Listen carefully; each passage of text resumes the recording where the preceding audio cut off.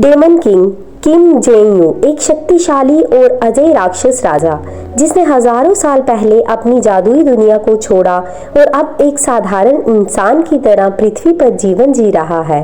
वह इंसानों से अपनी पहचान छिपाकर रखता है और शांतिपूर्ण जीवन बिताने की कोशिश करता है, लेकिन उसकी असली पहचान एक गहरे रहस्य के रूप में छिपी रहती है।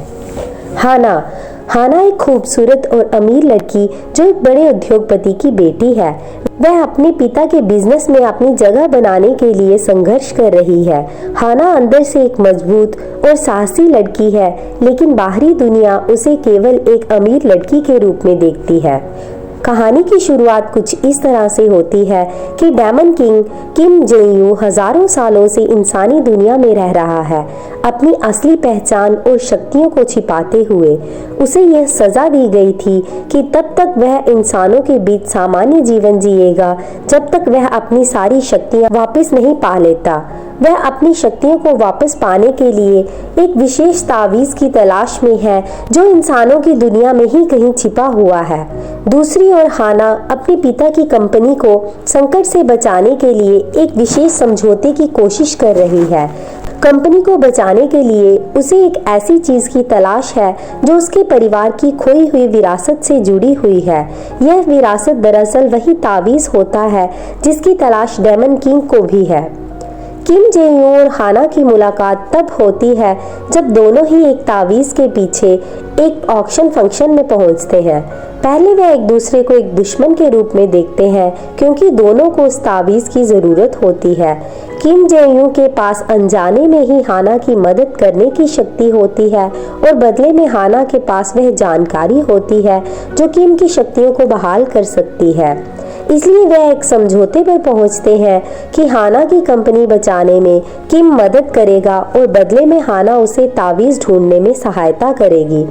पहले तो इनका रिश्ता केवल जरूरतों पर आधारित होता है।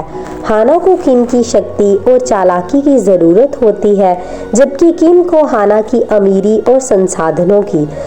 दोनों अपने अपने स्वार्थ के कारण एक दूसरे के करीब आते हैं, लेकिन समय के साथ दोनों एक दूसरे की खूबियों को देखना शुरू कर देते हैं। हाना किम की मिस्टीरियस लाइफ और शांत स्वभाव से प्रभावित होती है, जबकि किम उसकी जिद्दी और बहादुरी प्रवृत्ति से प्रभावित होता है। धीरे धीरे उनकी जरूरतें आपसी लगाव और आकर्षण में बदलने लगती हैं।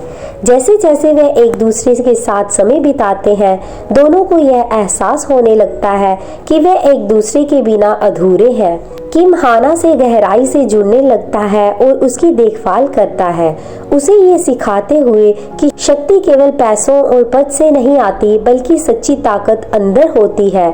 हाना को धीरे धीरे किम के रहस्यमय स्वभाव की गहराई समझ में आने लगती है और उसे किम से सच्चा प्रेम हो जाता है। हालांकि जब किम की असली पहचान एक डेमन किंग के रूप में सामने आती है तो हाना चौंक जाती है। वह खुद को एक ऐसी स्थिति में पाती है जहां उसे यह तय करना होता है कि क्या वह एक राक्षस से प्यार कर सकती है। किम भी इस बात को समझता है कि यदि हाना के साथ उसका रिश्ता आगे बढ़ता है तो हाना को भी किम के साथ बहुत सी परेशानियों का सामना करना पड़ सकता है। इसके अलावा किम के पुराने दुश्मन भी वापस आ जाते हैं जो नहीं चाहते कि वह अपनी शक्तियां वापस पाए। वह दोनों के बीच और उनके प्रेम के खिलाफ बाधाएं खड़ी करते हैं। आखिरकार किम और हाना एक दूसरे के लिए अपना सच्चा प्रेम साबित कर देते हैं। किम अपने प्रेम के लिए सभी के साथ लड़ने को तैयार हो जाता है और हाना भी ये स्वीकार करती है कि वह किम से प्यार करती है, चाहे वह इंसान हो या राक्षस।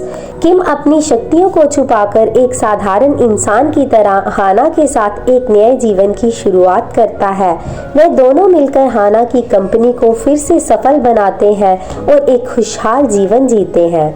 डेमन किंग और हाना की ये प्रेम कहानी रोमांच और प्रेम से भरी हुई है जो दर्शकों के दिल को छू जाती है। आपको हमारी कहानी कैसी लगी हमें कमेंट करके जरूर बताएं।